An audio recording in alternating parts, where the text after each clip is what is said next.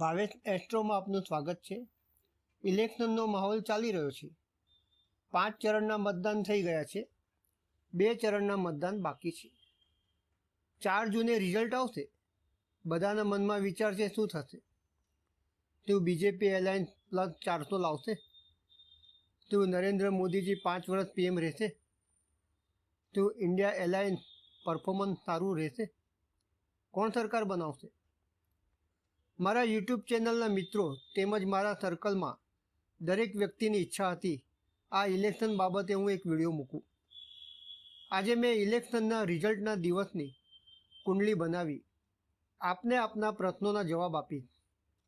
આ ફક્ત મારું કેલ્ક્યુલેશન છે, અનુમાન છે।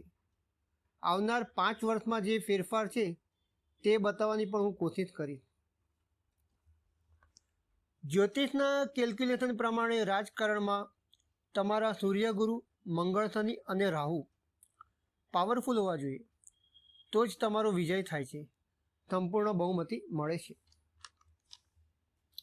જ્યોતિષ ગ્રહમાનની મારા કેલ્ક્યુલેશનની વધુ ચર્ચા કરતો નથી, પણ આ વર્ષની ચૂંટણી મીનના રાહુ અને કુંભના શનિમાં થઈ રહી છે, જેથી આ વખત ઇલેક્શનનો અલગ માહોલ જોવાશે। શનિનો પાવર વધુ કામ કરશે। શનિ એટલે પ્રજા, પ્રજાનો પાવર આ વખતે અલગ જોવા મળશે। પ્રજા રાજા વિરુદ્ધ થાય છે, એટલે કે પ્રજા હાલની સરકારને કદાચ સંપૂર્ણ બહુમત ન પણ આપે। જી હા, પ્રજા હાલની સરકારને કદાચ સંપૂર્ણ બહુમત ન પણ આપે। બીજેપી નરેન્દ્ર મોદીજીને સંપૂર્ણ બહુમત ન પણ મળે। ગ્રહોનો સેનાપતિ મંગળ મોદીજી માટે શુભ નથી। એ જ રીતે ઇન્ડિયા ગઠબંધન માટે કેવું રહેશે? 2019 કરતાં આ વર્ષ શનિ તેમને સારું ફળ આપશે।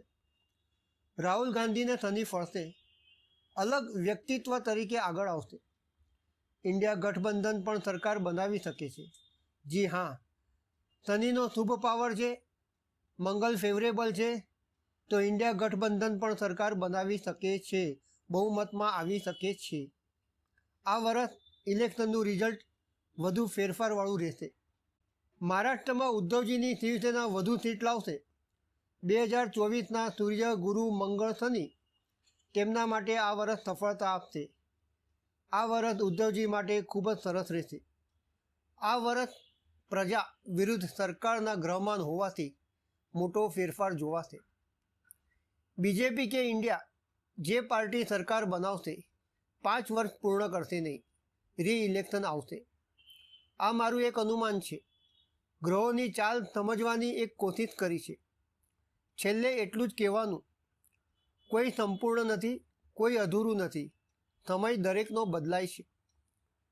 ઇલેક્શનના રિઝલ્ટ સુધી શેર બજારમાં મોટી પોઝિશન ન રાખતા, પ્રોફિટ બુક કરતા રહેજો। માર્કેટ નેગેટિવ રિઝલ્ટથી 10થી 15% તૂટી શકે છે।